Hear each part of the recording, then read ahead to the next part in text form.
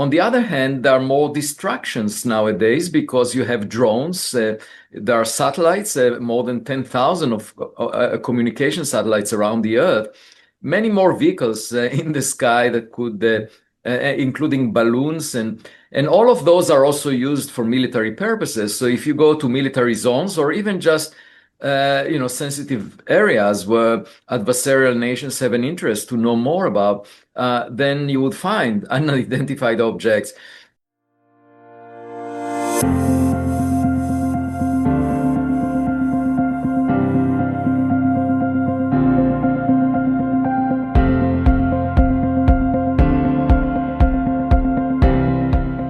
Hello everyone and welcome back to the Focus Podcast. I'm your host John Bruni. For decades, the UFO, or what we now call the UAP debate, existed somewhere between science fiction, conspiracy theory and cultural mythology. But something has changed. The Pentagon has released footage, the US Congress has held hearings, military pilots and intelligence officials have spoken publicly, and now the US Department of War has released a second batch of files involving unidentified anomalous phenomena. Some incidents appear mundane, others remain unexplained, and several reportedly occurred near highly sensitive military and nuclear facilities. So tonight I want to move beyond sensationalism and approach this issue from a more serious perspective. What do these incidents actually tell us about science, perception, national security, AI systems, and the limits of human understanding? Joining me once again is Professor Avi Loeb. Avi is the head of the Galileo Project, founding director of Harvard University's Black Hole Initiative, and director of the Institute for Theory and Computation at the Harvard-Smithsonian Center for Astrophysics. He previously served as chair of Harvard's Astronomy Department from 2011 to 2020. He is also a former member of the President's Council of Advisors on Science and Technology, former chair of the Board on Physics and Astronomy of the National Academies, and best-selling author of Extraterrestrial and Interstellar. Avi, welcome back to The Focus. Thanks for having me. Avi, one thing I think often gets lost in modern discussions about UAPs is that many of the most famous sightings occurred during the 40s, 50s, and 60s, long before advanced drones, sophisticated electro-optical sensors, AI-assisted tracking, or modern sensor fusion. Many of those incidents depended heavily on pilot testimony, primitive radar, and human perception under stressful flight conditions. And we know high-altitude flight can induce spatial disorientation, perceptual distortion, hypoxia, visual misinterpretation, and psychological stress effects. So could a substantial proportion of the early UFO wave actually have resulted from the interaction between primitive aviation environments and the limitations of human perception? And if so, how should we distinguish those historical cases from today's far more sensor-rich incidents? Yeah, so that's definitely the case. The point is that as human technology evolves and science evolves, we have better sensors. We witnessed that recently with the Artemis 2 mission, where the astronauts used the latest cameras available, and the photographs are so much better than the Kodak cameras used by the Apollo astronauts. Just compare the two. There are thousands of new images of the moon that look so much better. That's just an illustration. Of course, one can even get better images than they got with the current cameras that exist today, the digital cameras. Back then, it was films. And so that applies to all aspects of detection, including, at all wavelengths and all kinds of new sensors that were developed most recently. And did not exist if you go back 70 years. So on the one hand, we have better sensors so we can get more reliable data. On the other hand, there are more distractions nowadays because you have drones. There are satellites, more than 10,000 of communication satellites around the Earth. Many more vehicles in the sky that could, including balloons, and all of those are also used for military purposes. So if you go to military zones or even just sensitive areas where adversarial nations have an interest to know more about, then you would find unidentified objects. And the way that technology develops is that governments develop advances that are not released to the public necessarily. So obviously, people who are not familiar with these new gadgets that are being developed would consider them unidentified. And so all of this can explain how there was a lot of noise that was not real back 70 years ago, where people saw things that were presumably natural phenomena or associated with the devices they were interacting with that had nothing to do with objects in the sky.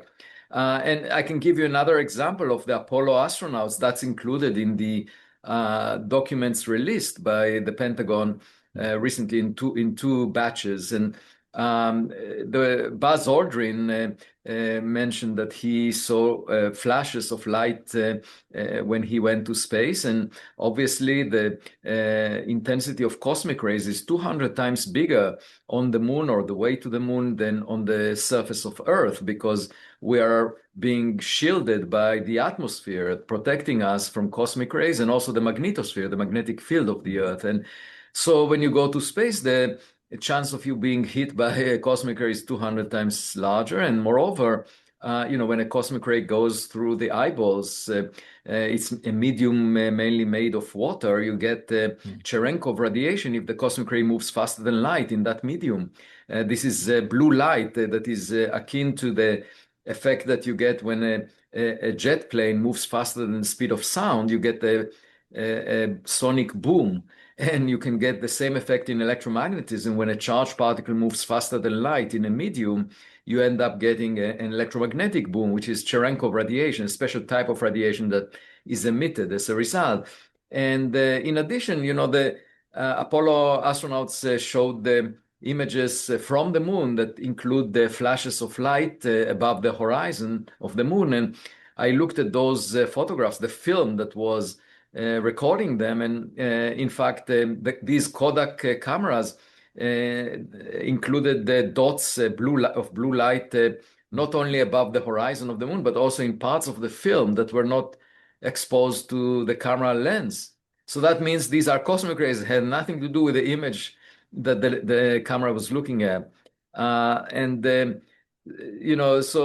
there were also sort of snowflakes reported by an astronaut named Carpenter on a mission around the Earth back in the 1960s. And it turns out these were just associated with frost from the cooling system of the capsule that he was in on the exterior. So obviously there are things that the people that operate these instruments were not aware of, and they were reporting about it, and they look peculiar. And people that do not dive into the possible science, that just read these things in the UFO file release, they would be impressed. But in reality, these are all artifacts of the instruments or the environments that these astronauts or pilots were in that were unusual. So this is actually the reason why the subject was for many years, many decades, stigmatized, because there were lots of stories, lots of testimonies, and they didn't boil down to anything concrete with a high level of confidence that is convincing for everyone. And so the subject was ridiculed. And what changed in recent years is that now we have much better sensors, much better instruments, and it's clear that there are objects that the Pentagon and the intelligence agencies in the US cannot identify. Now, you might ask why other nations are not reporting about it. Well, other nations that are in war zones, they have other things to worry about, and they just put those objects aside and they ignore them or focus on the more important things that they have to worry about. And in the US, the military budget is close to $1 trillion in 2026. And there are lots of resources allocated to monitoring the sky, and these data are recorded. And So then the question arises, if someone at the Pentagon or the intelligence agency sees objects that they cannot identify, what should they do about it? And the obvious solution, as far as they are concerned, is to put it aside and classify it so that they would not be scrutinized for not doing their job. They're getting paid so much to monitor the sky, yet they cannot figure out some objects. Now, some of these objects may be from adversarial nations, like, for example, the Chinese spy balloon. And there was another one around the same time that was shot down. That is included, actually. The second balloon that was shot down Okay. was included in the latest, the second release. So the point is, from the intelligence agency's point of view, it's better that the Congress would not know about it because they would tell them that they're not doing their job. Also, it's embarrassing when you are unable to figure things out. And moreover, it shows the vulnerability, the holes in the defense system of the US. So suppose we're dealing with Chinese drones, and then the intelligence people say, oh, I saw a swarm of orbs, orange orbs on top of the mountain. I don't know what it is. And this person went on a special mission on a helicopter to look at that. And he saw, I mean, that's included in the latest batch. An intelligence officer reported seeing a swarm of orange orbs. And so they say, we don't know what this is. But then the Chinese, if they are responsible for making this, because they make these swarms of drones, we know about that because they display those. So suppose the Chinese know exactly what he's talking about because they employed these drones. And they say, oh, great, the Americans don't really know what they're talking about. We will keep putting even more drones over there. So it shows the problem with the defense system of the US if you were to expose it. And finally, there is the possibility that many of these unidentified objects were discovered by classified sensors, and as a result, you don't want adversarial nations to be aware of the sensors, so this is not being released. So for all these reasons, we see a surge now in the interest in discussing these unidentified objects, both from the national security point of view. The Congress wants to know more about it, but also from the point of view that the sensors give you evidence for that cannot be disputed. You can't just say, "Oh, it's hallucination. It's something." That the pilots imagined, but is not real. You can't say that because the evidence is very conclusive about that. Although, Avi, and this leads me to the next question, I mean, historically, we have always tended to assume that humans were the weak link in anomalous observations, okay? But now we increasingly defer to machine interpretation.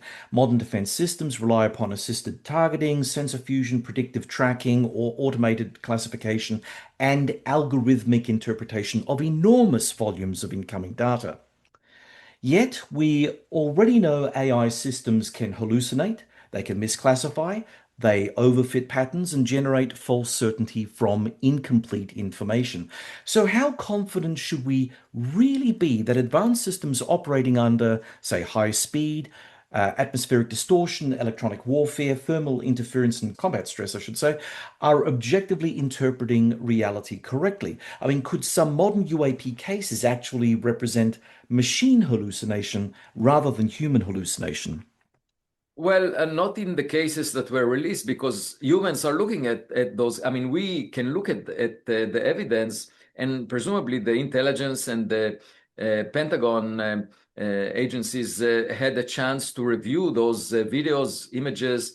So it's not so much that AI flagged those objects as unidentified. Maybe AI alerted the people to look at them, but then it was people who could not really figure out what these objects are doing, and they had more information than the public. For example, there are parts of the files that were released that are redacted. And when you try to understand the context, what was the distance to the object, what was the camera doing, what was the camera attached to, you don't have those details, and so we are unable to interpret as well as the intelligence officers that looked at it first are able. And it would have been helpful if we got a summary, a brief overview of what the intelligence officers think the object is because they had access to more information. But the bottom line is they claim to have realized that they cannot figure these objects out. Now, that's frustrating because, the data is limited. We cannot go back in time. We cannot figure it out. So, in my mind, the best path forward is actually to get new data. We don't rely on the government to figure out what is in the sky. We can just look up and with good sensors, and that's what the Galileo Project is doing under my leadership. And so, if there are unusual objects that are not human-made, we have 3 observatories in the Galileo Project that could potentially detect them. We're looking at millions of objects, and we use the help of computers to analyze the data. So, machine learning, artificial intelligence. But at the end, we're trying to measure velocities, accelerations, and distances of objects by doing triangulation, looking at the same object from different directions. And so if we see anything that behaves outside the performance envelope of human-made technologies, then the evidence will be more scientific than we find in the UFO file release. And that kind of evidence could be shared with the public, and we can all follow and try to interpret it. Avi, you referenced several videos in the Pentagon release showing abrupt acceleration, spherical objects, and unusual motion. Right. But you also caution against overinterpretation because some apparent movement could result from parallax or camera effects. Is one of the biggest challenges in this field distinguishing genuine anomalous behavior from sensor illusion? I mean, I'm going to have to Yes. drill down on this, yeah? Yeah, definitely. It would have been very helpful if we were to look at each of the objects presented from 2 cameras, Mm, because for a variety of reasons, if we have 2 cameras, we can verify the object is real. mm, If we have 2 cameras, we can actually triangulate, meaning we can figure out the distance to the object, just in the same way that 2 eyes allow us to mm, figure out the distance of a predator.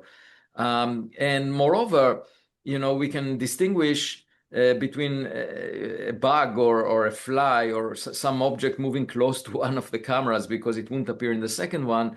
And we mm, see that a lot in the Galileo Project data. So when you see an unusual object moving around in what looks like a very fast motion or accelerated motion, you don't know whether it's a tiny object close to the camera or a relatively massive object far away. And having multiple cameras would help. Also, if we had radar data that assesses distance, or if we had multi-wavelength data, in the infrared, visible light, radio, all of that would help a lot. And given that we don't have that, we have a lot of ambiguity, as you say, and mm. that's unfortunate. Could we now be entering an era where our technological ability to collect anomalous data is actually advancing faster than our ability to correctly interpret it? Yes, and obviously AI comes to help us in that sense because it Mm, can go through vast amounts of data as long as you train it. So one challenge we face in the Galileo project is we need some ground truth that we can train the AI on, and we try to establish that ground truth by sharing the data, some of the data with the public and engaging the public so that they can identify objects that look like airplanes and so forth. And then we train the AI system on that ground truth. But it's not easy because even one type of object, let's say a particular airplane, it can look very different from different directions depending on the illumination by the sun, depending on the time of day, depending on the kind of instrument. And mm. so it's rather complex, but we hope that with the help of AI, we can go through millions of objects, because otherwise a human cannot do that. It's just too Mm. much. Okay, so Avi, with regard to the Galileo project, the instruments that you're using, you'll be able to do the triangulation because it's got that sort of stereoscopic capacity to see as a predator does? Or, what is the sort of technological backing that you've got for this stuff? Yeah. So in addition to having in one of the locations in Las Vegas, we have three units which are separated by 10 kilometers from each other. So we are looking at each object from three directions. So that gives us three pairs of eyes, so to Right. speak. Mm. Camera one, camera two, or camera one, camera three, or camera three, camera two, and all three pairs allow us to validate the distance, acceleration, and velocity of objects to within 5 to 10%. We can check the system by looking at known objects like an airplane where we have ADS-B data that tells us where it is and how fast it's moving. So we are doing it in the infrared, but we are also doing it in visible light and also in the radio and in audio. So when you combine all these methods, in principle, you have a huge data set that could allow us to identify objects that are familiar. And then the question is there anything else? And very often, one of the challenges is that sometimes when we look at an object from different directions, we're not looking at the same object. We think the object is moving fast, but in fact, it's not the same object. That's right. And that's why three stations are important. Um, we see clouds. Clouds are misleading the AI system because some of the clouds are small and we get confused between them and real objects. And so there are all kinds of challenges, but my hope is that within a year or so, we'll have a good data set. Already we are able to identify something that is a complete outlier, an Oh. object that is behaving in a crazy way. And we Mm. haven't seen one as of yet. You haven't seen one as of yet, but anyway, we hope that you do get there. A striking aspect of the latest release of the Pentagon files is the concentration of incidents near military facilities, weapons ranges, and nuclear infrastructure. Do you think that there's a pattern to this? Is it meaningful, or is it simply that these places are where the densest sensor coverage is?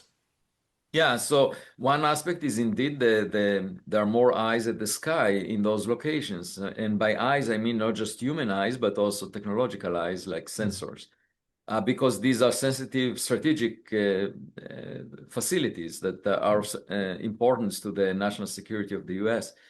And the second aspect of it is that because they are so important, that the Chinese and the Russians may be quite interested in knowing more about them. And so we know that the Chinese are not entirely innocent, right? Because there was the Mm. Chinese spy balloon that was spotted and shut down. And Yeah. so just like, if you find an ant on the cabinet in your kitchen, you may be alarmed, not because there is an ant on the cabinet in the kitchen. It's because you know that if you saw one ant, it means that there are hundreds of them in places that you don't see.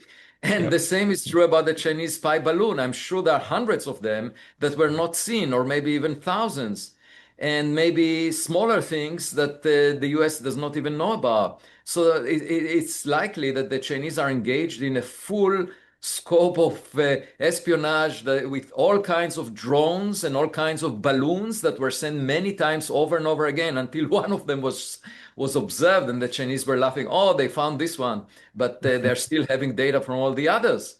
Yeah. So Yeah.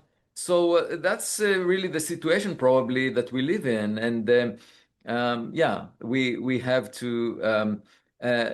we have to understand the unidentified. We have to figure them out because they may flag a national security threat that was not appreciated, and because of that, it's a serious matter. It cannot be ignored. And as a Mm. scientist, I don't feel that my time is wasted because at the very least, I'm helping, the US government figure things out.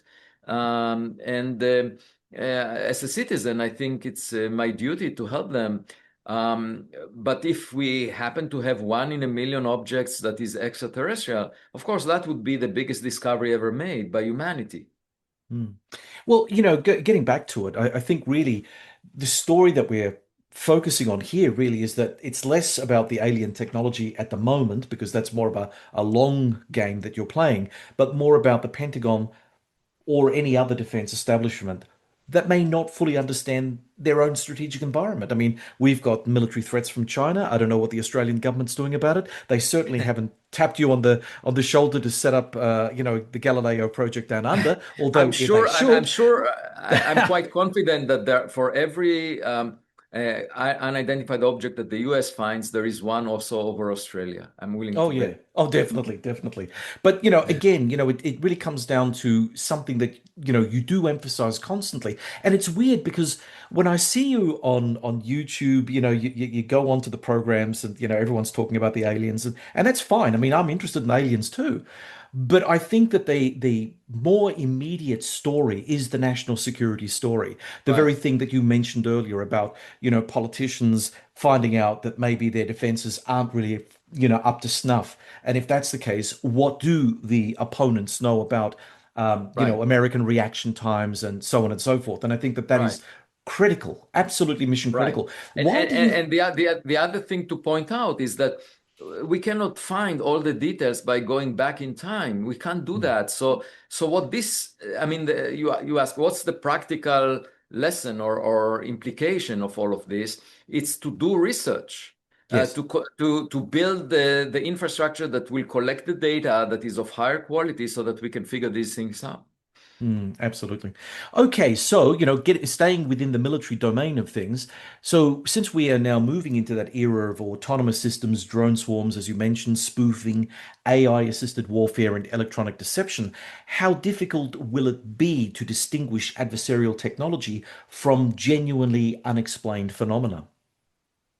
Oh, it's just a question of having good data. There is no doubt that if you have good enough data, if you have high resolution images, if you see exactly how the object is maneuvering, you will be able to infer what technologies are being employed. And the best data, actually, as far as I can imagine, would be from satellites. We haven't seen any such data because Yeah. the sensors are classified. But if you imagine the kind of satellites that the US government employs that were very helpful in noticing the ballistic missile launches from Iran recently, right? Because Yeah. Yeah. whenever a missile was launched, within a fraction of a second, the infrared light coming from the engine was recognized, and some of them were shot down very close to the time that they were launched. And so obviously the Earth is being monitored for these flashes of infrared light from ballistic missile launches, but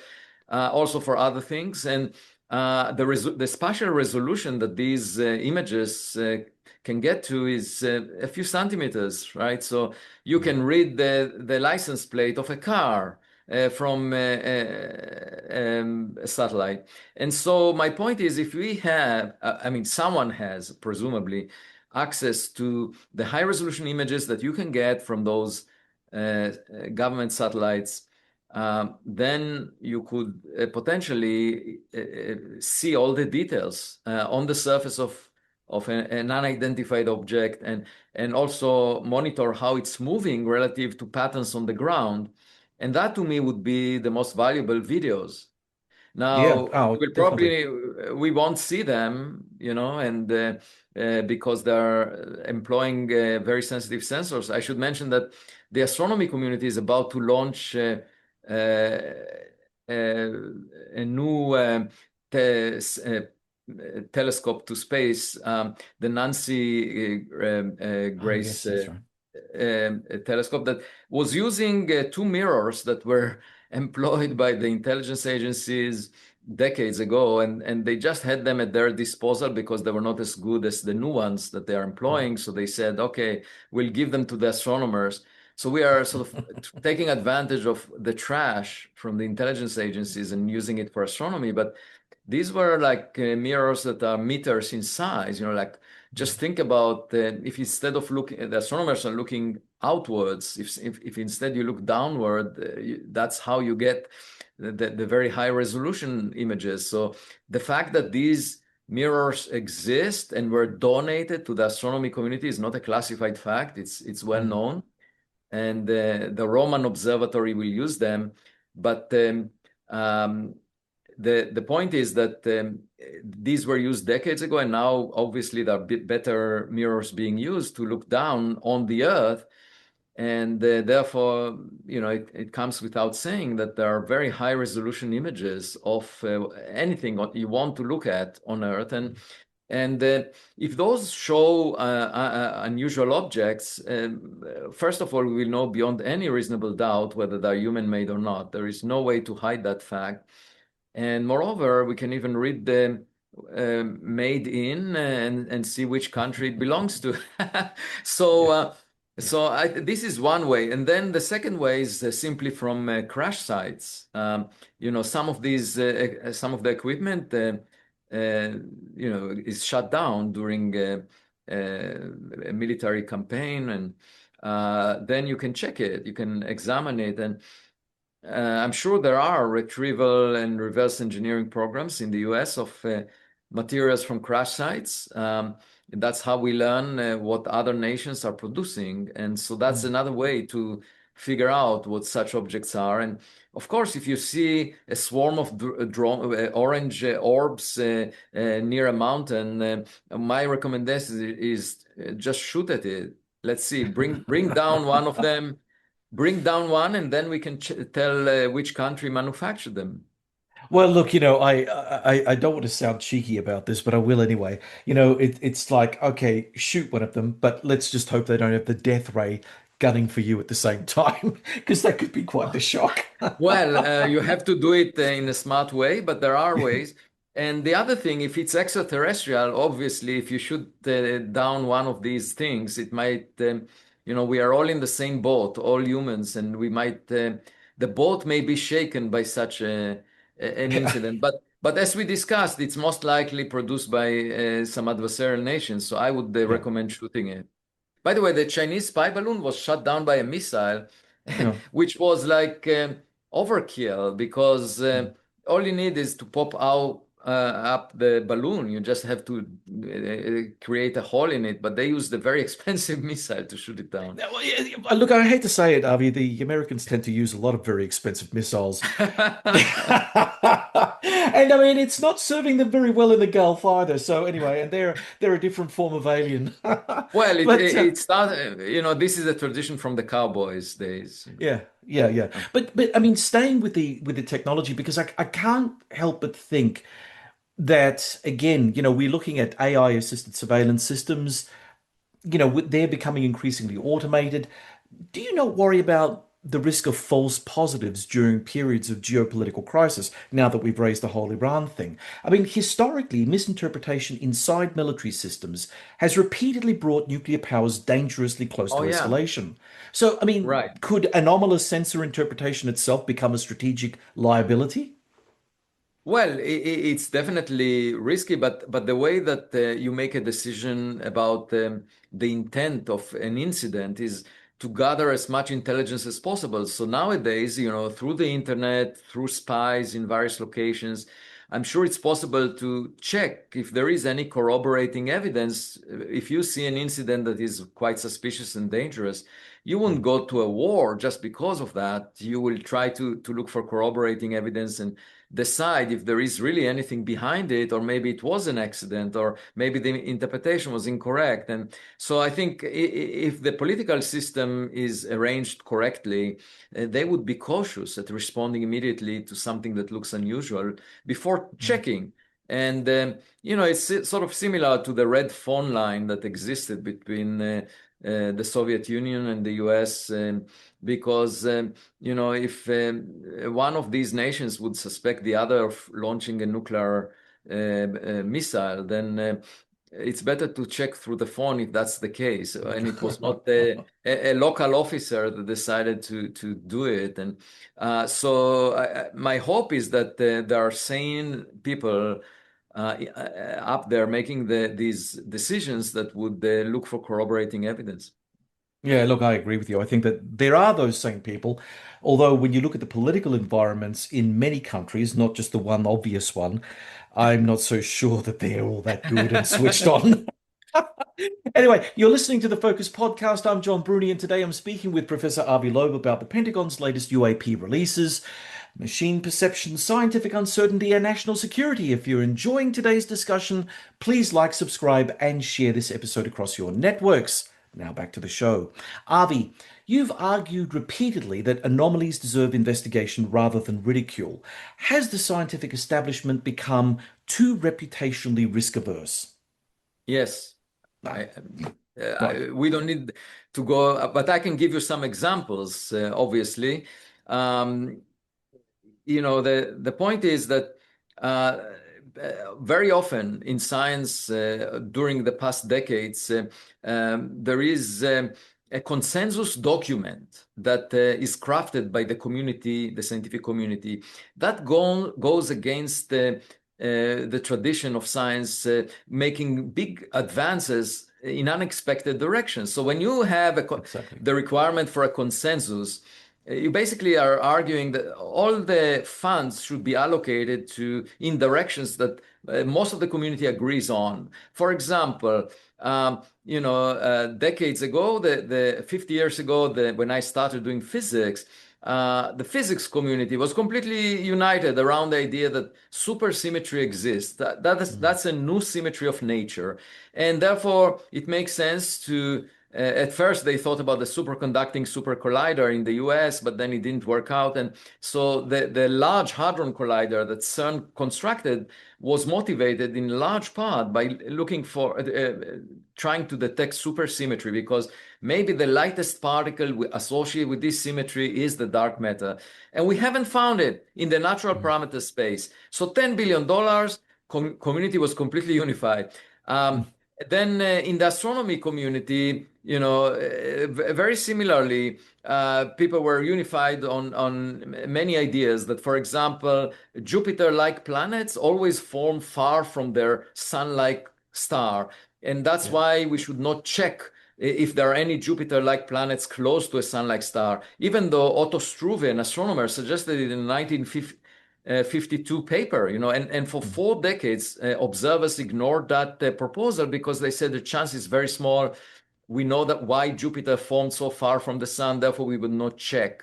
Until in 1995, Michel Mayor and his student Didier Queloz discovered a hot Jupiter, and they got the Nobel Prize for it. But their paper, the discovery paper, does not reference the paper by Otto Struve. So it shows you that science very often, which is constructed on a consensus view, goes in the wrong direction. And what is the remedy for that? When there is a herd going along the beaten path, you want some members of the community to go in other directions so that even if the beaten path doesn't lead anywhere, there might be other paths that bring discovery with them.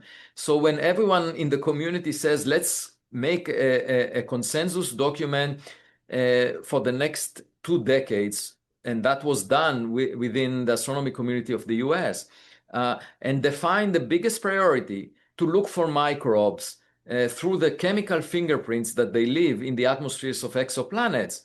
And let's build a space telescope that is called the Habitable World Observatory that would require more than $10 billion to build, to construct within the next 2 decades. And let's just dedicate most of our effort in that direction. And we do not recommend any federal funding to the search for technological signatures. I think that's not wise, because technological signatures of intelligent civilizations are maybe easier to detect than microbial signatures. And moreover, when I was young and I went on dates, I was aiming high, not low. The most, the kind of dating partners that are the most common, that mediocre, obviously on a single date, you can decide to marry such a dating partner because they're very common. But I would not recommend just stopping there. I would say, you should aim for a partner that you can learn from, for someone who is more intelligent than you are. And the astronomy community is really not putting any priority at learning something from an intelligent civilization, a technological civilization out there. And I think that's a mistake, because it will bring humanity to a better place.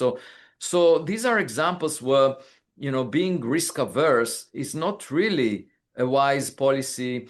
Obviously, I mean, if you want to get grants, funding, you want to get tenure, you want to get awards, then you're trying to minimize the number of mistakes that you make because you want a good reputation. And so you become risk averse. But after you get tenure, the whole point of tenure in academia is to give you the freedom of exploring paths that were not really studied yet. And, that's with a job security, a sense of job security. And that's a great privilege that is not being used by most practitioners. They just line up, in the direction that everyone else is pointing, so then you see 95% of the papers that are being published and written basically being nuances on an existing theme, and you don't learn much from them. And on the other hand, if you try to deviate from the beaten path and you propose something original, very often the editor of the journal does not even submit it to review. They say, oh, it's not of interest because the community is just interested in the mainstream right now. Or even if it's sent to review, the referees are very hostile. And if this work gets noticed by the public and there is a lot of interest in the work, then whoever wrote the work gets attacked personally, and they get ridiculed, and bad, dirt is thrown in their direction, so that everyone would agree that there is no point in paying attention to those authors. That how dare they say something different? This was the case also during COVID, when some people suggested it may have originated from the Wuhan lab, and they were called racist, even though it has nothing to do with race. I mean, it's just the question of whether the virus originated from a lab. That's a very concrete, data-driven question that can be addressed and has nothing to do with. So there are these dominant themes within academia right now that first of all, you're supposed to follow what everyone else is doing. Secondly, if you deviate, it's not easy to get published. And third, if you were to get published and recognized, you will be attacked personally. And that's not good for innovation in science.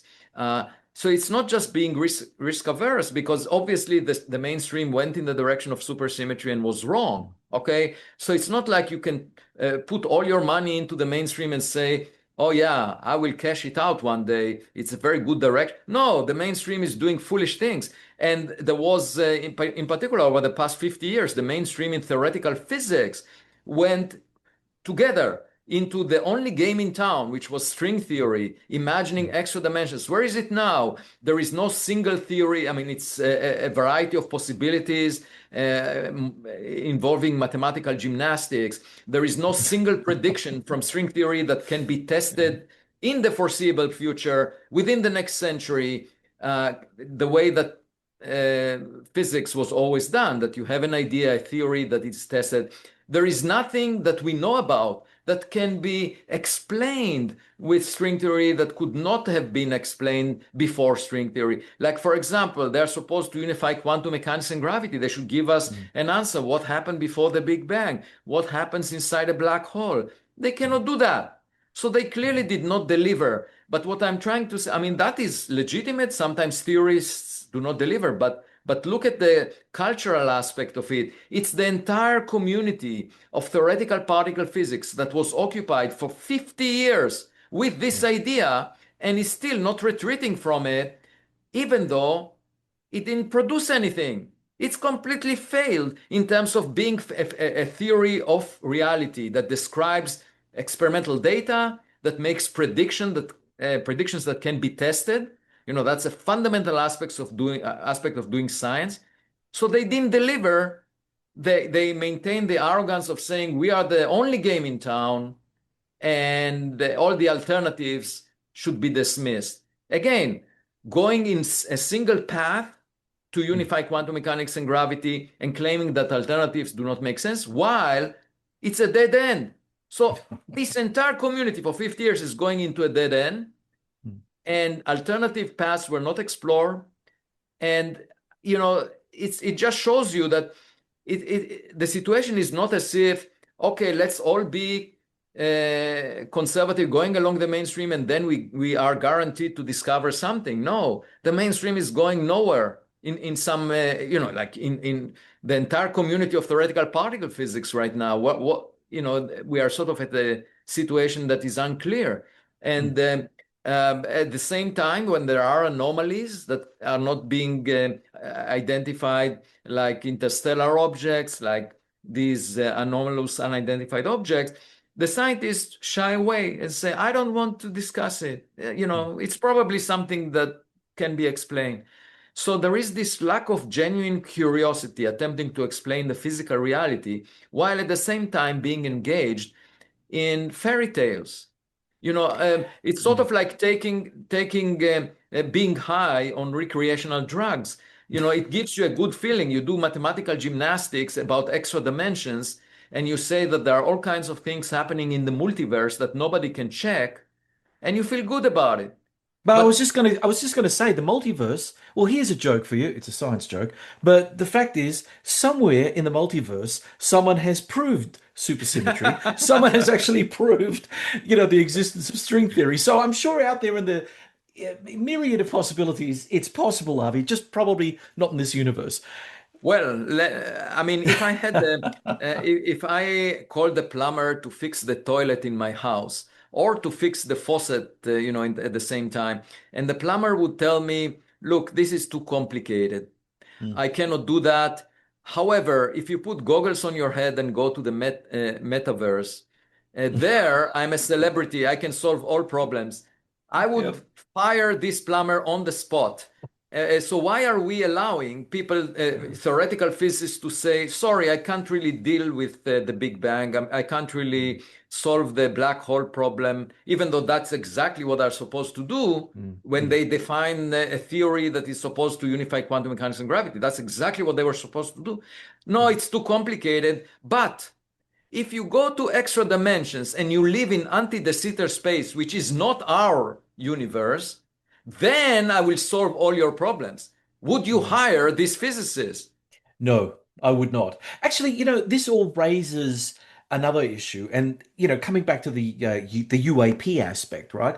So, it's exposing a tension, a very real tension between science as a method and science as a social institution, right? Yes, exactly.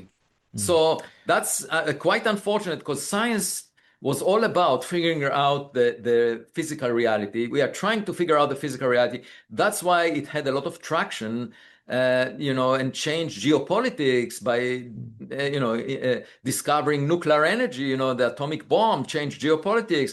And then Yeah. the technologies of today are based on quantum mechanics. But when we lose contact with reality, when we start to do it for our own pleasure, just mathematical gymnastics in order to impress each other, when we do it to impress each other rather than because of curiosity about the physical reality itself, Mm. then it loses its purpose because we can impress each other by fooling each other. Look, do you think the public debate on UAPs is being distorted? Because, I mean, we're effectively analysing fragments, as we had discussed earlier, while the best data still remains classified. So, with these bits and pieces, there's still a lot of mythologizing and conspiracy theorizing that can be done with the little bit that we have. Do you think that the US government, any government in the West, or any other government for that matter, that has any information with regard to UAPs is doing themselves a disservice and maybe painting themselves into a corner? Because if one country, say the United States, decides to bear it all, and other countries then say, "Oh my God, the Americans are doing this. What are we going to do with what we know?" Does this not create some sort of social problem for us here in the end? I mean, we're already going through a complete and utter lack of trust in our political processes. So, would it be better for the government to come clean, or if they do have better data elsewhere and that's going to remain classified ad infinitum, then what do we do with the shards that they give us? Right. So I think obviously the best data is classified. Okay, we Mm. will not see it. However, there is a way out, which is to establish a committee or a board of serious people, professional people that would review the data and recommend to the President of the United States what to do. And it all depends on what the data includes. If there is clear evidence that we are being visited by extraterrestrials, my opinion is, we should inform the public because, when you realize that you have a neighbor, you don't hide this fact from your family members because the neighbor may knock on the door one day. So that's one possibility, but it may well be that there is no clear evidence for that, and it's all a matter of national security, in which case my recommendation would be let's build a research program that will figure these things out and protect the US better than it is protected right now. So these are the two possibilities. Okay, so one thing that fascinates me about this whole situation is that the UAP issue increasingly seems to function almost like a modern mythological space. People project onto it hope, fear, distrust of government, technological anxiety, even spiritual longing. Do you think the UAP debate tells us something important, not only about anomalous phenomena, but about the psychological condition of modern society itself? Yeah, it's not just modern. I mean, you can go back in time and you will see the same patterns. Basically, humans love stories, Yeah. and sometimes they are attracted to stories that are fake just because they're more pleasing, sort of like a form of entertainment. They wish to be. It's wishful thinking, basically. And obviously, religions all around the world took advantage of that and gave a template for all kinds of stories that made large communities of believers. Because if you believe in these stories, you feel better about your place in the universe. Someone is protecting you, and it gives structure to the society that you're in because you realize that you have to follow some rules because of something else that is a story. Okay, and so that is part of the human condition to believe in stories. Now, the difference in the context of science and learning about the physical reality is that they are supposed to be corroborated by evidence, by data. And very often we realize that that we had misperceptions of reality, that we saw the sun moving in the sky, but in fact it's not moving around the earth. That's not trivial. I mean, when something moves, you think it's moving around you, and the sun is coming back again and again. It's as if it's moving around the earth, but in fact the earth is spinning. So, it's not trivial to realize that. And indeed, it took thousands of years for the mainstream community to believe it. But then the point is that science is collecting data, and at some, initially things are unclear. There is a lot of uncertainty. So the typical situation in science is that of ambiguity, despite the attempt of the experts to say we pretty much know what we are talking about. And very often they don't know, like, most of the matter in the universe is called dark matter just because we don't know what it is. It's invisible.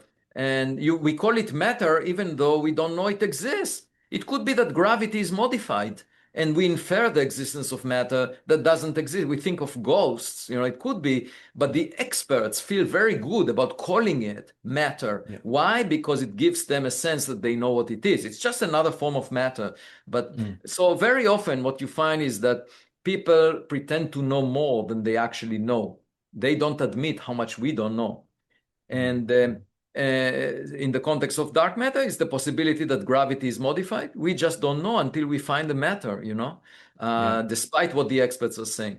So the point is that that science is making progress when we get better and better evidence, more data that will eventually convince everyone. When we look at the Earth-Sun system from a distance, we would see the Earth moving around the sun, no doubt about it. So it's not a matter of perception. And even the Vatican realized that in 1992. They said that Galileo Galilei was right.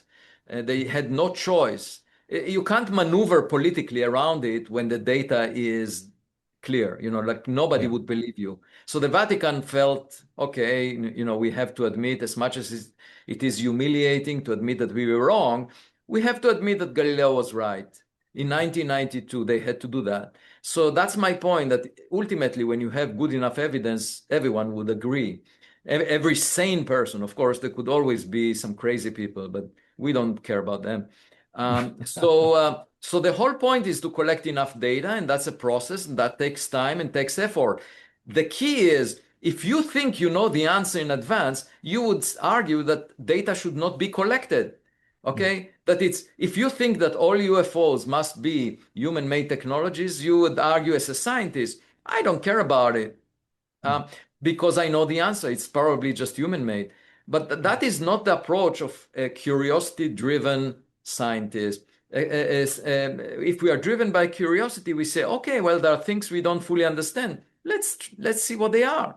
Like, let's Exactly. collect more data, because that will guide us rather than have prejudice and pretend to know the answer in advance. So, my hope is that ultimately we will learn more as we collect more data, and we will get to a better place. That's how progress is made. If history looks back on this period 50 years from now, what do you think future generations will conclude that we misunderstood most about the UAP debate? Oh, it depends what the final answer is. No. I think it's definitely a mixed bag, with most of the objects being human-made. There is no Mm. doubt in my mind, because that's what we find with the Galileo Project as well. Yeah. So you can't say that, there are common things that we cannot identify. You can't say that they are common. They have to be extremely rare, because a lot of people would have noticed if they are common. Mm. So it's extremely rare. And then the question, is there anything? Maybe everything is human made or natural. So Mm. that's where I am. I think it's mostly natural or human made, but there is still a chance that something is unusual. And that's why we need to collect all the data, look at the best data, and figure out what it is. And depending on what we find, we will be judged by historians. If we find, a clear visitation by extraterrestrial gadgets, then the historians would say, look at these fools. They were Mm. denying an obvious Yeah. thing for so long. If we Mm. don't find, then they would say, look at the other fools who were believing in something unusual that ended up not being there. I mean, you look at the historic example of rocks from the sky. Until the 19th century, it was believed that rocks cannot fall from the sky. It's completely ridiculous. We see rocks on the ground. Why would rocks fall Mm. from the sky? And then a French physicist, Bayot, went to a site of a meteor shower, where they could, the citizens there could feel the warmth of the rocks as they fell from the sky, and it was beyond any doubt. There were thousands of reports, and so then it became clear that rocks can fall from the sky. And then you ask yourself, how is that possible? It's just like the sun moving in the sky being actually the Earth spinning. In this case, the Earth was made out of planetesimals. These are small Mm. building blocks, like Lego pieces that you put together to make the Earth. And obviously, the Earth and the planets, did not consume all of these building blocks. There were some left behind. And so these Lego pieces are floating in space, and every now and then one of them collides with Earth. So then it makes a lot of sense that you would see rocks falling from the sky. Yeah. So what I'm trying to say is, in retrospect, it will become clear that there was something going on, and that we failed to understand it. The question is whether we failed to understand it as one out of a million objects being extraterrestrial and technological from another civilization, or us failing to understand that adversarial nations are conducting operations, within our country. Professor Avi Loeb, thank you very much for joining us once again on the Focus podcast. Thanks for having me. What strikes me listening to all of this is that the real UAP debate may ultimately tell us less about extraterrestrials and far more about ourselves. For decades, we assumed the problem was unreliable human perception. We are now entering an era where even our machines may struggle to interpret reality cleanly under conditions of enormous complexity. And perhaps that's the uncomfortable frontier now emerging. Not simply whether something unknown exists, but whether modern civilization fully understands the systems through which it observes the world. Because whether these phenomena prove to be sensor distortion, adversarial technology, atmospheric anomalies, AI misinterpretation, or something genuinely outside current human understanding, the underlying issue remains the same. We are discovering the limits of certainty in an age increasingly dominated by automation, surveillance, and machine-assisted perception. And that may prove to be the most profound revelation of all. Now on to questions for our audience. Do you believe most historical UFO UAP sightings were the product of human misperception, or do you think at least some incidents remain genuinely unexplained? As military systems increasingly rely on AI-assisted sensor fusion and automated interpretation, do you trust machine perception more than human perception? Or could AI hallucinations become a major national security problem in the future? If governments truly possess higher quality classified UAP data than what has been released publicly, should they disclose more of it to the scientific community, or are there legitimate national security reasons to keep that information secret? Let us know in the comments section below. Thank you all for listening. My thanks to the producers of The Focus, Neil Smart and Lynn Sear. If you enjoyed today's episode, please like, subscribe, and share this conversation across your networks. Until next time, I'm John Bruni, and this has been The Focus Podcast.